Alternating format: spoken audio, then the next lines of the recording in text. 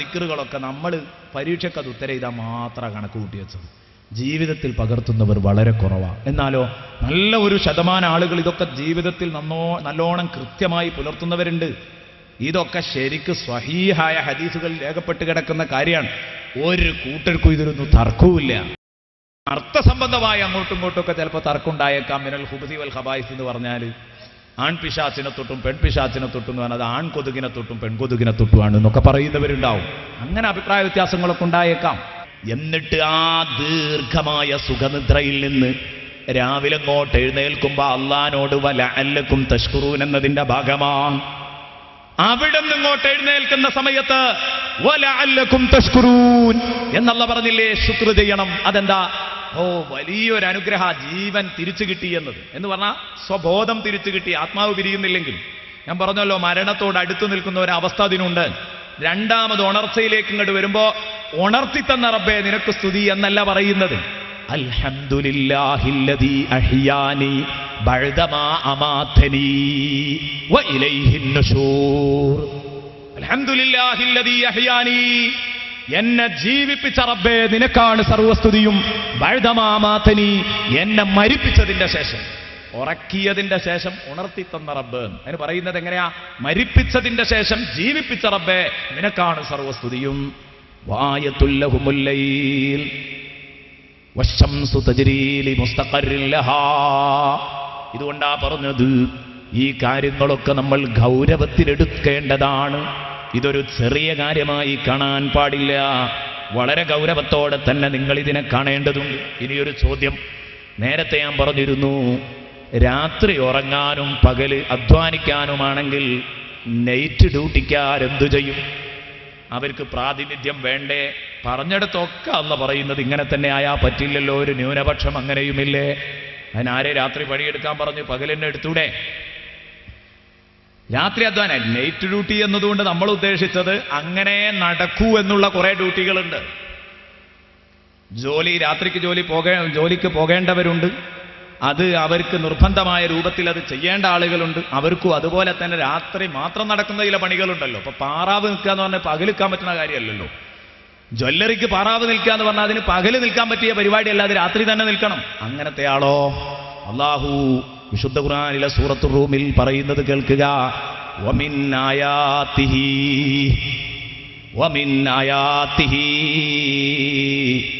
അല്ലാഹുവിന്റെ ദൃഷ്ടാന്തങ്ങളിൽപ്പെട്ടതാണ് മനാമുക്കും ബില്ലൈലി വന്നഹാർ. മനാമുക്കും ബില്ലൈലി വന്നഹാർ, രാവും പകലും നിങ്ങൾ ഉറങ്ങുന്നത്. രാത്രിയെ മുന്തിച്ചെങ്കിലും പകലിനും പ്രാതിനിധ്യം കൊടുത്തിട്ടുണ്ട്. കാരണം പകൽ ഉറങ്ങുന്ന ഒരു ടീം ഉണ്ടാകും. നൈറ്റ് ഡ്യൂട്ടിക്കാർ പകലുറങ്ങേണ്ടി വരും, അല്ലാതെ എഴുന്നേറ്റ് നടക്കാൻ പറ്റില്ല. മനാമുക്കും ബില്ലൈലി വന്നഹാർ, അത് രണ്ടു സ്ഥലത്തും പെടുത്തി. ഒമിൻ ആയാതിഹി അല്ലൈലു വന്നഹാറു എന്ന് പറഞ്ഞിട്ട് മനാമുക്കും വബ്തിഗാഉക്കും എന്ന് പറയുകയാണെങ്കിൽ രണ്ടും രണ്ട് സ്ഥലത്തേക്ക് വെക്കുമായിരുന്നു. അങ്ങനെയില്ല. ഒമിൻ ആയാതിഹി മനാമുക്കും, നിങ്ങളുടെ ഉറക്ക്, ബില്ലൈലി വന്നഹാർ വബ്തിഗാഉക്കും മിൻ ഫദ്ലി, അല്ലാഹുവിന്റെ ഔദാര്യം തേടിപ്പിടിക്കുന്നതും. അതും എപ്പോ? രാത്രിയും പകലും. രാത്രി ഉറങ്ങുന്നവർ പകൽ അധ്വാനിക്കും, പകൽ ഉറങ്ങുന്നവർ രാത്രി അധ്വാനിക്കും. ഇങ്ങനെയാണ് ഇതിന്റെ കാര്യം. തിരിച്ചും മറിച്ചും നടന്നുകൊണ്ടിരിക്കുന്നു. സൂറത്തുർ റൂമിന്റെ 23-ാം ആയത്ത് അല്ലാഹു റബ്ബുൽ ഇസ്സത്ത് പറയുന്നത് കാണാം. ഇത് വലിയ ഒരു അനുഗ്രഹമാണ്. ഇനി ആ ആയത്തുകളിൽ വരുന്ന ചില പദങ്ങളെക്കുറിച്ചുള്ള ചർച്ചയാണ്. വആയത്തുൽ ലഹുമുൽ ലൈലു നസ്ലഹു മിൻഹു നഹാർ, പകൽ വെളിച്ചത്തെ നാം ഊരിയെടുക്കുമ്പോൾ ഇരുട്ടാകുന്നു. പകൽ വെളിച്ചത്തെ ഊരിയെടുക്കുന്ന സമയത്ത് ഇരുട്ട് പരക്കുന്നു. പകൽ വെളിച്ച നസ്ലഹു മിൻഹു നഹാർ ഫഇദാ ഹും മുദ്രിമൂൻ, വെളിച്ചത്തെ ഇങ്ങ് ഊരിയെടുക്കുമ്പം അവിടെ ഇരുട്ട് വരുന്നു. സൂര്യനെ അങ്ങ് കൊണ്ടുപോകുന്ന സമയത്ത് ഇരുട്ട് വരുന്നു എന്നർത്ഥം. നസ്ലഹു മിൻഹു നഹാർ, അവിടെയൊക്കെ പദസംബന്ധമായി കുറെ കാര്യങ്ങൾ പറയാനുണ്ട്. ഞാൻ അതിലേക്ക് കടക്കുന്നില്ല. കാരണം ആ പദത്തിലൊക്കെ ഒരുപാട് അത്ഭുതകരമായ അർത്ഥതലങ്ങൾ മറഞ്ഞു കിടക്കുന്നുണ്ട്. പറയുമ്പോഴേക്ക് സമയം കിട്ടുമെന്ന് തോന്നുന്നില്ല. അത് പറഞ്ഞിട്ട് പറയുന്നു, ആയത്തുൽ ലഹുമുൽ ലൈലു നസ്ലഹു മിൻഹു നഹാറ ഫഇദാ ഹും മുദ്രിമൂൻ വശംസു തജ്രീ ലിമുസ്തഖറിൻ ലഹാ. സൂര്യൻ ചലിച്ചുകൊണ്ടിരിക്കുന്നു. സൂര്യൻ എപ്പോഴും സഞ്ചരിച്ചു കൊണ്ടിരിക്കുകയാണ്. സൂര്യനെന്നും സഞ്ചരിച്ചു കൊണ്ടിരിക്കുക തന്നെയാണ്. സൂര്യൻ ഒരിക്കലും നിലക്കുന്നില്ല, അതോടിക്കൊണ്ടിരിക്കുകയാണ്. കണ്ടോ നിങ്ങൾ, സൂര്യൻ സഞ്ചരിക്കുന്നുണ്ട്.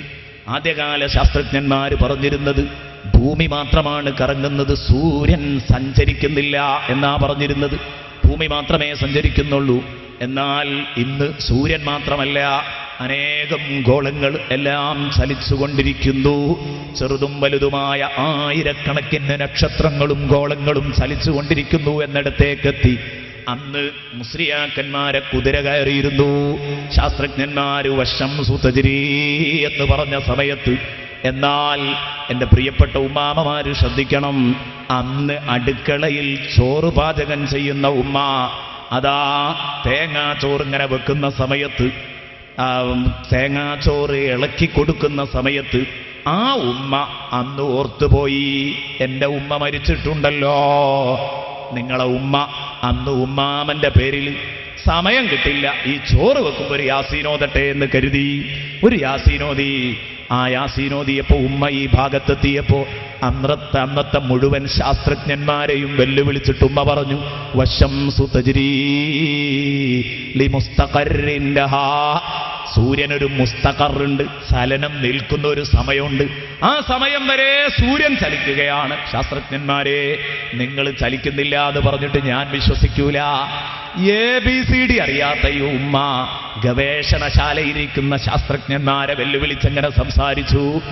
അവരൊക്കെ തെറ്റായ നിഗമനങ്ങൾ പറഞ്ഞപ്പോ അവരന്ന് പറഞ്ഞതിനെ എതിർക്കുകയല്ല. നിഗമനങ്ങൾ സത്യത്തിലേക്ക് അങ്ങനെ എത്തിക്കൊണ്ടിരിക്കലാണ്. അന്വേഷണങ്ങൾ നടക്കണം, ചൂടുള്ള ചർച്ചകൾ നടക്കണം. പക്ഷേ ഞാൻ പറയുന്നത്, ഗവേഷണത്തിൻ്റെ പേരിൽ ശമ്പളം പറ്റി, ഉയർന്ന ശമ്പളം പറ്റി ഗവേഷണശാലയിലിരിക്കുന്ന ആളുകൾക്ക് പോലും നിഗമനങ്ങൾ തെറ്റിയെങ്കിൽ, ഒരു ABCD പോലും അറിയാത്ത, അക്ഷരാഭ്യാസമില്ലാത്ത പൂർണ്ണനിരക്ഷരയായ ഉമ്മ, ആ ഉമ്മ സത്യം പറയുന്നു. എന്തുകൊണ്ട്? ഉമ്മക്ക് വിവരമുള്ളത് കൊണ്ടല്ല. ഈ പ്രപഞ്ചത്തെ മുഴുവൻ സൃഷ്ടിച്ച റബ്ബ് അവൻ വിവരമുള്ളവനാണ്, അലീമാണ്. അവൻ പറഞ്ഞത് ഏറ്റു പറയാനുള്ള ഭാഗ്യം അത് ഉമ്മാക്കേ കിട്ടിയുള്ളൂ. വശംസു തജ്രീ ലിമുസ്തഖറിൻ ലഹാ. സൂര്യൻ ചലിച്ചുകൊണ്ടിരിക്കുകയാണ്. തൽക്കാലം നിങ്ങളുടെ ഭാഗത്തുനിന്ന് സൂര്യൻ അങ്ങ് മാറ്റിയിട്ടേ ഉള്ളൂ, സൂര്യൻ അസ്തമിച്ചിട്ടില്ല. അല്ലെങ്കിൽ പകലും നിങ്ങൾക്ക് ദൃഷ്ടാന്താണെന്ന് പറഞ്ഞാൽ പോരെ. ആ ഒരു കാര്യം കൂടെ അള്ളാഹുവിന് പറയേണ്ടതുണ്ട്. അവിടെയൊക്കെ ഈ നേരത്തെ പറഞ്ഞ വിഷയവും കൂടെ കിട്ടും. സൂര്യൻ ഉരുണ്ടിട്ടാ, ഭൂമി ഉരുണ്ടിട്ടാണ്. അപ്പോൾ തൽക്കാലം കൊണ്ട് മാറി നിൽക്കുമ്പോൾ അപ്പോഴും സൂര്യൻ ചലിച്ചുകൊണ്ടിരിക്കുക തന്നെയാണ്, സംശയിക്കേണ്ടതില്ല. വശംസു തജ്രീ ലിമുസ്തഖറിൻ. മുസ്തഖറിലേക്ക് ചലിച്ചുകൊണ്ടിരിക്കുന്ന, അതിൻ്റെ ഒരു പ്രത്യേക പോയിന്റിലേക്ക് അല്ലെങ്കിൽ പോയിന്റിലൂടെ ചലിച്ചുകൊണ്ടിരിക്കുന്നു എന്നൊക്കെ അർത്ഥം പറഞ്ഞവരുണ്ട്. ഞാനിത് പറയുന്നത്, ആ നിശ്ചലമാകുന്ന സമയം വരെ സൂര്യൻ സഞ്ചരിച്ചുകൊണ്ടേയിരിക്കുന്നു. ലി മുസ്തഖറിൻ ലഹാ.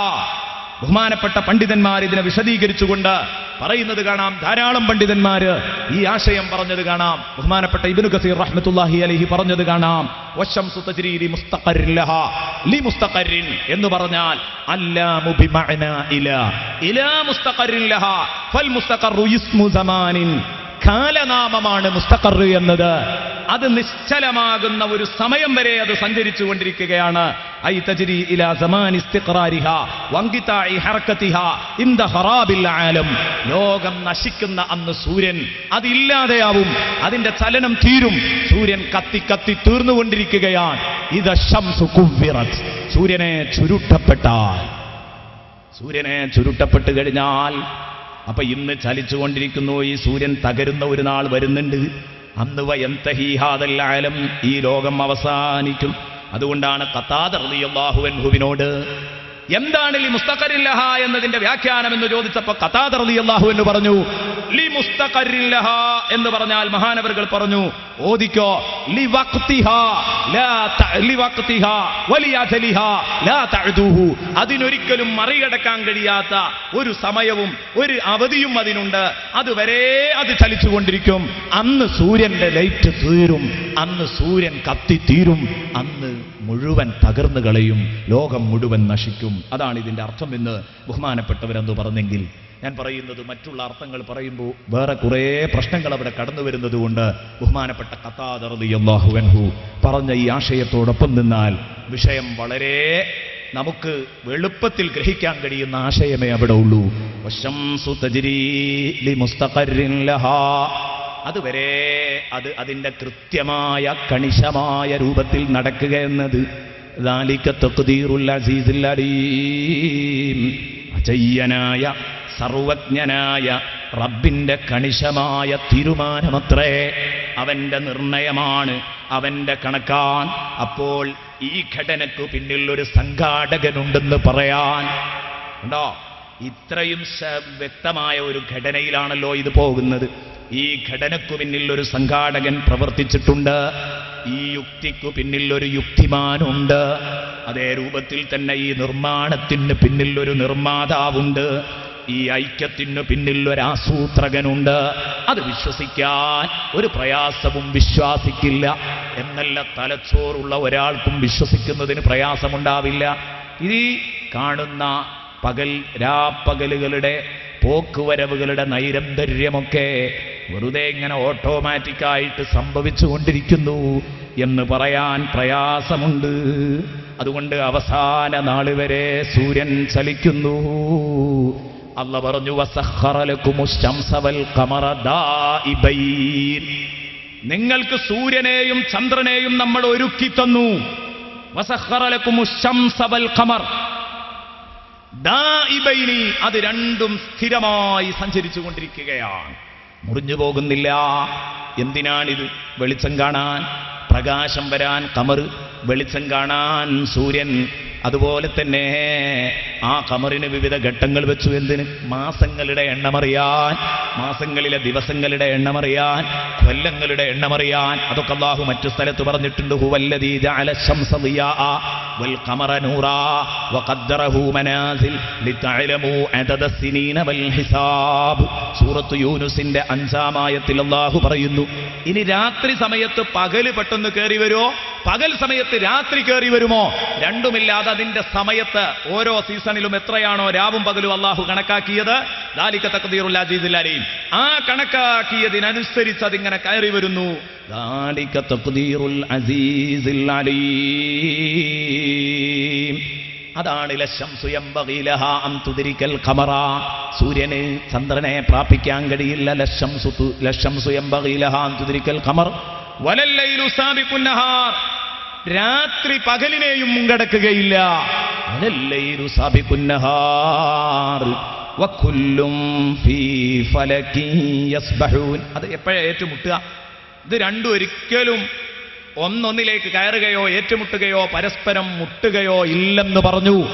എപ്പോഴെങ്കിലും മുട്ടുമോ? ഏറ്റുമുട്ടുന്ന ദിവസം വരുന്നുണ്ട്. അതെപ്പോഴാ? നേരത്തെ പറഞ്ഞ മുസ്തഖറിലെത്തുമ്പോൾ, ആ പോയിന്റിലെത്തുമ്പോൾ രണ്ടും ഏറ്റുമുട്ടും. അതാണ് സൂറത്തുൽ ഖിയാമ, അന്ത്യനാളിന്റെ ദുരന്തങ്ങൾ വിവരിക്കുന്ന സൂറത്തുൽ ഖിയാമയിൽ അല്ലാഹു പറഞ്ഞു വജുമി അശ്ശംസു വൽ ഖമർ, വജുമി അശ്ശംസു വൽ ഖമർ, സൂര്യനെയും ചന്ദ്രനെയും ഒരേ ദിശയിൽ ഒരുമിച്ച് കൂട്ടപ്പെടും, പരസ്പരം കൂട്ടിമുട്ടി മഹാ അപകടങ്ങൾ നടക്കും.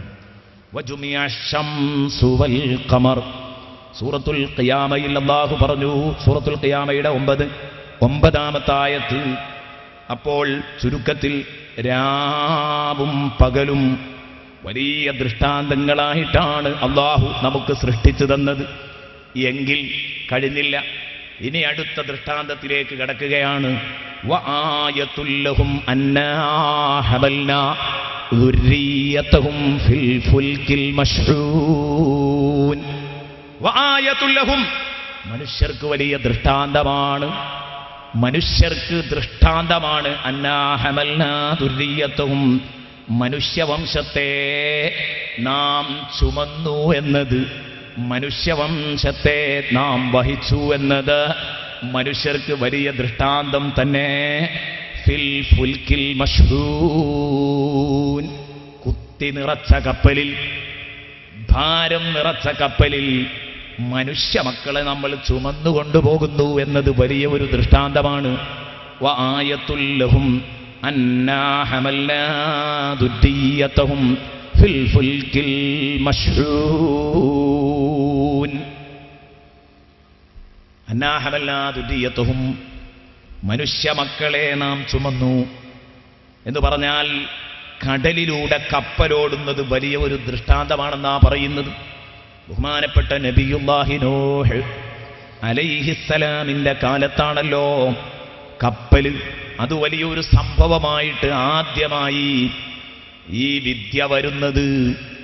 ബഹുമാനപ്പെട്ട നൂഹ് നബി അലൈഹിസ്സലാമിന്റെ കാലഘട്ടത്താണ് ഈ വിദ്യയിലേക്ക് കാലെടുത്തു വെക്കുന്നത്. മനുഷ്യന് അള്ളാഹു ഈ അറിവ് നൽകുന്നത് അവിടെ മുതൽക്കാണ്. അവിടെ മുതൽക്ക് കപ്പലുകൾ പുരോഗമിക്കാൻ തുടങ്ങി. അതൊക്കെ കുറെ പറയേണ്ട വിഷയങ്ങളാണ്, കുറച്ചൊന്നും പറഞ്ഞാൽ തീരുന്ന കാര്യങ്ങളല്ല. അള്ള പറഞ്ഞു, ഇത് മനുഷ്യന് ചെയ്ത വലിയൊരു അനുഗ്രഹമാണ്. കുറെ ജന്തുക്കളുണ്ട്, അവ കരയിൽ ജീവിക്കുന്നതുണ്ട്, കടലിൽ ജീവിക്കുന്നതുണ്ട്. കരയിലും കടലിലും ജീവിക്കുന്നവ രണ്ടുമുണ്ട് ജീവിക്കുമ്പോൾ. എന്നാൽ കരയിലുള്ളതും കടലിലുള്ളതും ഒരുപോലെ നേടിയെടുക്കാൻ പറ്റുന്ന ഒരു വർഗമാണ് മനുഷ്യവർഗം. വഹമൽനാഹും ഫിൽ ബർരി വൽ ബഹർ. അല്ലാഹ് മറ്റൊരായത്തിൽ പറഞ്ഞു, സൂറത്തുൽ ഇസ്രായിൽ, മനുഷ്യരെ അല്ലാഹ് ആദരിച്ചു എന്ന് പറഞ്ഞിട്ടാ പറഞ്ഞത്. വലഖദ് കറംനാ ബനീ ആദം. അതിന്റെ വ്യാഖ്യാനമാണ് വഹമൽനാഹും ഫിൽ ബർരി വൽ ബഹർ. അവരെ നമ്മൾ കടലിലും കരയിലും വഹിച്ചു. കരയിലുള്ള മുഴുവൻ വാഹനത്തിലും അവർക്ക് പോകാം, അവിടെയൊക്കെയുള്ള വിഭവങ്ങൾ അവർക്ക് പെറുക്കിയെടുക്കാം. എന്നാലോ കടലിലിറങ്ങാൻ പറ്റോ? കടലിലും ഇറങ്ങാം. അതിനാണ് അവർക്ക് കടൽ യാത്രകൾ, നമ്മൾ സമുദ്രയാത്രകൾ അവർക്കൊരുക്കി കൊടുത്തത്. അതിന് പറ്റുന്ന വാഹനങ്ങൾ, അതിന് പറ്റുന്ന ആധുനിക ഉപകരണങ്ങളെല്ലാം വന്നു. അത് വലിയൊരു അനുഗ്രഹമാണ്.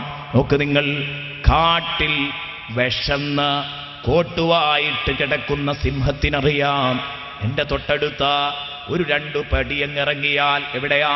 സമുദ്രത്തിൻ്റെ കടലിൻ്റെ തൊട്ടടുത്തുള്ള കാട്ടിലാണ് കിടക്കുന്നതെങ്കിൽ അതിൽ വിശന്ന് കോട്ടുവായിട്ട് കിടക്കുന്ന ഭക്ഷണം കിട്ടാത്ത സിംഹത്തിനറിയാം, ദാ 2 സ്റ്റെപ്പ് അങ്ങോട്ട് ഇറങ്ങിയാൽ കടലിൽ എനിക്ക് പറ്റിയ ഭീമാകാരങ്ങളായ മത്സ്യങ്ങളുണ്ട്. പിടിച്ച് തിന്നാൽ എൻ്റെ വിശപ്പ് മാറ്റാം. പക്ഷേ ഇറങ്ങാൻ സിംഹത്തിന് സാധിക്കോ? ഇല്ല. മനുഷ്യന് കരയിൽ കപ്പ കുത്തി ആ കപ്പ പറിച്ചെടുത്ത് ആ കപ്പയിലേക്ക് വേണമെങ്കിൽ വലയുമായി ഇറങ്ങിയാൽ, ചൂണ്ടയുമായി ഇറങ്ങിയാൽ, തണ്ടാടിയുമായി ഇറങ്ങിയാൽ മത്സ്യം പിടിച്ചു കൊണ്ടുവന്ന് അത് കൂട്ടിയിട്ട് കപ്പ കഴിക്കാനുള്ള ഭാഗ്യം. വഹമൽനാഹും ഫിൽ ബർരി വൽ ബഹർ. കടലിലെയും കരയിലെയും വിഭവങ്ങൾ പെറുക്കാനുള്ള അവസരം കൊടുത്തത് ചെറിയ ഒരവസരമല്ല. വഹമൽനാഹും ഫിൽ ബർരി വൽ ബഹർ. അല്ലാഹു തആല പറയുന്ന വആയത്തുൽ ലഹും അന്നാ ഹമൽനാ ദുരിയതഹും. നൂഹ് നബി അലൈഹിസ്സലാമിന്റെ കപ്പൽ മാത്രമാണ് ഇവിടെ ഉദ്ദേശിക്കുന്നതെങ്കിൽ അതിൽ സംശയിക്കാനൊന്നുമില്ല. നമ്മളെ വഹിച്ചു എന്നല്ല, നമ്മുടെ മക്കളെ വഹിച്ചു. കാരണം നൂഹ് നബി അലൈഹിസ്സലാം, അന്ന് നൂഹ് നബിയുടെ കപ്പലിലില്ലാത്തവരൊക്കെ പ്രളയത്തിൽ മരിച്ചുപോയി, നശിച്ചുപോയില്ലേ പ്രളയത്തിൽ. ഇനി പിന്നീട് ലോകത്ത് വന്ന എല്ലാ മക്കളും അന്ന് നൂഹ് നബിയുടെ കപ്പലിലുള്ളവരുടെ മക്കളാണ്. അപ്പൊ ഹമൽനാ ദുരിയതഹും, നമ്മളെ വഹിച്ചില്ലെങ്കിലും അന്നത്തെ മനുഷ്യരുടെ മക്കളായിട്ട് നമ്മളെ വഹിച്ചു. അല്ല, ഇതുകൊണ്ട് മൊത്തം കപ്പലുകളെ കുറിച്ച് തന്നെയാണെന്നും പറയുന്നുണ്ട്, അഭിപ്രായം പറയുന്നുണ്ട് മഹാന്മാർ. അങ്ങനെയാണെങ്കിൽ എന്തേ മനുഷ്യ മക്കളെ വഹിച്ചു എന്ന് പറഞ്ഞത്? വആയത്തുൽ ലഹുമുൽ അർളു പറഞ്ഞതുപോലെ എല്ലാവർക്കും ദൃഷ്ടാന്തമാണ് ഭൂമി. ഈ ഭൂമിയിൽ താമസിക്കാത്തവനും ഭൂമിയിലെ അനുഭവങ്ങൾ ആസ്വദിക്കാത്തവനും ആരുമില്ല. വആയത്തുൽ ലഹും, എല്ലാവർക്കും ദൃഷ്ടാന്തമാണ്. വആയത്തുൽ ലഹുമുൽ ലൈലു നസ്റഹു മിൻഹു നഹാർ. രാവും പകലും കിട്ടാത്ത ഒരൊറ്റ മനുഷ്യനുമില്ല. പക്ഷേ ഇന്ന് വരെ കടൽ യാത്ര ചെയ്തിട്ടില്ലാത്ത എത്രയോ പേര് ഈ സദസ്സിലിരിക്കുന്നുണ്ടാകും. എല്ലാവരും കടൽ യാത്ര ചെയ്യണമെന്നില്ല. അപ്പൊ അല്ലാഹു വആയത്തുൽ ലഹും അന്നാ ഹമൽനാഹും എന്ന് പറയാതെ വആയത്തുൽ ലഹും അന്നാ ഹമൽനാ ദുർരിയ്യതഹും. നമ്മളുമായി ബന്ധപ്പെട്ടവരാരെങ്കിലും ഒന്ന് കടൽ യാത്ര ചെയ്യേണ്ട സമയങ്ങൾ പലപ്പോഴും വന്നിട്ടുണ്ടാകും. അന്നാ ഹമൽനാ ദുർരിയ്യതഹും. എത്ര സുന്ദരമാണ് വിശുദ്ധ ഖുർആനിന്റെ ഓരോ വാചകങ്ങളും. ഇതാ ഞാൻ പറഞ്ഞത്, കണ്ണു തുറപ്പിക്കുന്ന ദൃഷ്ടാന്തങ്ങളല്ലേ ഇത്. ഇതിനു നേരെ കണ്ണടക്കാൻ ആർക്കാണ് സാധിക്കുക? കണ്ണടക്കരുത്, കണ്ണു തുറക്കുക തന്നെ വേണം. എന്നിട്ട് കപ്പൽ മാത്രോ? വഖലഖ്നാ ലഹും മിൻ മിസ്ലിഹി മാ യർകബൂൻ. അവർക്ക് ഞാൻ അതല്ലാത്ത അവർ വാഹനം കയറുന്ന കപ്പൽ പോലെയുള്ള കടലിലും കരയിലും അതുപോലെ തന്നെ അന്തരീക്ഷത്തിലും അവർ സഞ്ചരിക്കുന്ന വാഹനങ്ങൾ എത്രയാണ് പടച്ചു കൊടുത്തത്. വഖലഖ്നാ ലഹും മിൻ മിസ്ലിഹി, അക്കപ്പൽ പോലെയുള്ള മായർക്കബൂൻ, അവർ വാഹനം കയറുന്ന ധാരാളം വാഹനങ്ങൾ അവർക്ക് പടച്ചു കൊടുത്തില്ലേ? അപ്പൊ സൂറത്തു യാസീനിന്റെ പരാമർശത്തില് ബസ്സും ജീപ്പും ഓട്ടോറിക്ഷയും കാറും മോട്ടോർ സൈക്കിളും ഒക്കെ വന്നു, വിമാനം വന്നു, ഫ്ലൈറ്റുകൾ ഇതിലേക്ക് കടന്നു വന്നു, എല്ലാം കടന്നു വന്നു, ഒന്നും കടക്കാതെ പോയിട്ടില്ല. നിങ്ങൾ മനസ്സിലാക്കണം, ഇതൊക്കെ ഏത് നൂറ്റാണ്ടിലാണ് വിളിച്ചു പറയുന്നത്? അതാണ് നമ്മൾ അത്ഭുതത്തോടുകൂടെ കാണേണ്ടത്. റസൂലുള്ളാഹി സ്വല്ലല്ലാഹു അലൈഹി വസല്ലമ തങ്ങൾ വിശുദ്ധ ഖുർആനിൽ നബി സല്ലല്ലാഹു അലൈഹി വസല്ലം വിളിച്ചു പറയുന്നു. 6-ാം നൂറ്റാണ്ടിലും 7-ാം നൂറ്റാണ്ടിലുമൊക്കെ റസൂലുള്ളാഹി സ്വല്ലല്ലാഹു അലൈഹി വസല്ലമ തങ്ങൾ വിളിച്ചു പറയുകയാണ്, ഇതാ വലിയ വലിയ അത്ഭുതങ്ങൾ ലോകത്ത് സംഭവിക്കാൻ പോകുന്നുണ്ട് കേട്ടോ. വലഹുൽ ജവാരിൽ മുൻശഅതു കൽഅഅ്ലാം, അല്ലാഹുവിൻ്റെതാണ് അൽ ജവാരിൽ മുൻശഅതു കൽഅഅ്ലാം, പർവ്വതങ്ങളെപ്പോലെ ഉയർന്ന് കടലിലൂടെ സഞ്ചരിക്കുന്ന മഹാകപ്പലുകൾ, അത് അല്ലാഹുവിൻ്റെതാണ്. അന്ന് ഖുർആൻ ഇറങ്ങുന്ന ക്രിസ്താബ്ദം 7-ാം നൂറ്റാണ്ടിലോ 6-ാം നൂറ്റാണ്ടിലോ ഒക്കെ നിങ്ങൾക്കിതേപോലത്തെ ഉയർന്ന കപ്പലുകൾ കാണാൻ കഴിഞ്ഞിരുന്നോ? ഇല്ല. അന്നൊക്കെ ചെറിയ ചെറിയ കപ്പലുകളാണ് നിലവിലുള്ളത്. കപ്പൽ രംഗത്ത് വലിയ മാറ്റം വന്നത്, കപ്പൽ രംഗത്ത് വലിയ മാറ്റങ്ങൾ ഉണ്ടായത് പിൽക്കാലത്താണ്. ആദ്യ കാലഘട്ടത്തിൽ അത്തരം കപ്പലുകളില്ലായിരുന്നു. പായ്ക്കപ്പലുകൾ നിലനിന്നിരുന്നു, കാറ്റിന് സഞ്ചരിക്കുന്ന കപ്പലുകൾ ഉണ്ടായിരുന്നു. അതൊന്നും ഇന്ന് കാണുന്നത് പോലെ മലയോളം വലുപ്പമുള്ള കപ്പലുകളല്ല. ആവിയന്ത്രത്തിന്റെ കണ്ടുപിടുത്തത്തോടുകൂടെയാണ്, ആവിയന്ത്രം കണ്ടുപിടിച്ചതോടുകൂടെയാണ് കപ്പൽ രംഗത്ത് അത്ഭുതകരമായ വിപ്ലവം തന്നെ ഉണ്ടായത്. പിന്നെ എൻജിൻ കപ്പലുകൾ വന്നു, ആവി ബോട്ടുണ്ടാക്കി ആദ്യമായിട്ട്. അതിൽ നിന്ന് പുരോഗമിച്ച് ജെയിംസ് വാട്ട്, അദ്ദേഹമാണ് യഥാർത്ഥത്തിൽ ആവി യന്ത്രം കണ്ടുപിടിച്ചത്. ആവി യന്ത്രം കണ്ടുപിടിച്ചത് അതാണ്. അദ്ദേഹം ഒരു തലവേദന എടുത്ത് സ്കൂളിൽ പോകാതെ വീട്ടിൽ കിടക്കുമ്പോ അതാ ഉമ്മ അടുപ്പത്ത് വെച്ച കലത്തിൽ ആവിയുടെ സമ്മർദ്ദം കണ്ടാണ് ഇയാൾ ആവിയന്ത്രം കണ്ടുപിടിക്കുന്നത്. അത്രേ വേണ്ടതുള്ളൂ. ഒരാൾ നന്നാകാൻ വിചാരിച്ചിട്ടുണ്ടെങ്കിൽ ചിലപ്പോൾ ഒരു തലവേദന ഉണ്ടായാലും നന്നായേക്കാം, സ്വാഭാവികമാണ്. ഏതാവട്ടെ, അയാൾ ലോകത്തറിയപ്പെട്ട ഒരാളായി. ജെയിംസ് വാട്ട് ഇത് കണ്ടുപിടിച്ചതോടുകൂടെ, ആവിയന്ത്രം കണ്ടുപിടിച്ചതോടുകൂടെ ആവി ബോട്ട്, അതാണ് ആദ്യമായി ജോൺ ഫിറ്റ്സ് എന്ന് പറയുന്ന ആളാണ് ആവി ബോട്ട് തയ്യാറാക്കിയത് ആദ്യമായിട്ട്. അദ്ദേഹം അത് തയ്യാറാക്കിയത് 1785-ലാണ്. എന്ത് യന്ത്രയുഗത്തിലേക്ക് ഇത് കടന്നു വരുന്നത് 1785 ആദ്യമായിട്ടുണ്ടാക്കിയ കപ്പലതാണ്. ഇതിന് മണിക്കൂറിൽ 6 കിലോമീറ്റർ വേഗതയായിരുന്നു. വളരെ പതുക്കേണ്ടെന്നർത്ഥം. 1 മണിക്കൂർ സഞ്ചരിച്ചാൽ 6 കിലോമീറ്ററാണ് വേഗത. പിന്നീട് ഈ രംഗത്ത് പല പരിഷ്കരണങ്ങളും നിലവിൽ വന്നു. അമേരിക്കയിലെയും ഇംഗ്ലണ്ടിലെയും ഏതാനും ശാസ്ത്രജ്ഞന്മാർ കൂടി ആദ്യമായി 1807 എന്ന് പറഞ്ഞാൽ 19-ാം നൂറ്റാണ്ടിൽ, ഇന്നലെ മിനിയാന്ന് എന്ന് പറയാം, 19-ാം നൂറ്റാണ്ടിൽ, 21-ാം നൂറ്റാണ്ടല്ലേ ഇത്, 19-ാം നൂറ്റാണ്ടിലാണ് ക്ലർമോണ്ട് എന്ന് പറയുന്ന കപ്പലുണ്ടാക്കിയത്. വലിയ കപ്പലിലേക്ക് പ്രവേശിക്കുന്നത് അതോടുകൂടിയാണ്. എൻജിൻ കപ്പലുകൾ നിലവിൽ വരുന്നത് അതോടുകൂടിയാണ്. എന്നാ ഖുർആൻ പരാമർശിക്കുന്നു, ഖുർആനിന്റെ പ്രവചനങ്ങളായി വായിക്കാം. വലഹുൽ ജബാരിൽ മുൻശഅതു കൽഅഅ്ലാം, ബഹറിലൂടെ മല പോലെ പൊങ്ങിയൊഴുകുന്ന കപ്പലുകൾ പടച്ച റബ്ബിന്റെ നിയന്ത്രണത്തിലാണ്. അത് പടച്ച റബ്ബിന്റെ നിയന്ത്രണത്തിലാണ്, യാതൊരു സംശയവും വേണ്ട.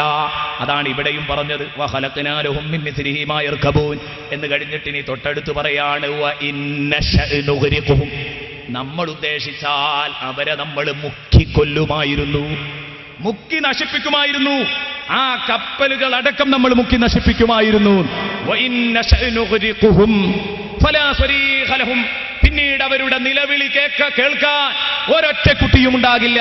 അവർ നിലവിളിച്ചിട്ട് കാര്യമല്ല, അവരെ സഹായിക്കാൻ അവരുടെ നിലവിളി കേട്ടെത്തുന്നയാൾ, അതാണ് സ്വരീഖിന്റെ അർത്ഥം. നിലവിളിക്കുമ്പോൾ അവിടെ ഓടിയെത്തിയ അയാളെ സഹായിക്കുക, അതാ സ്വരീഖ്.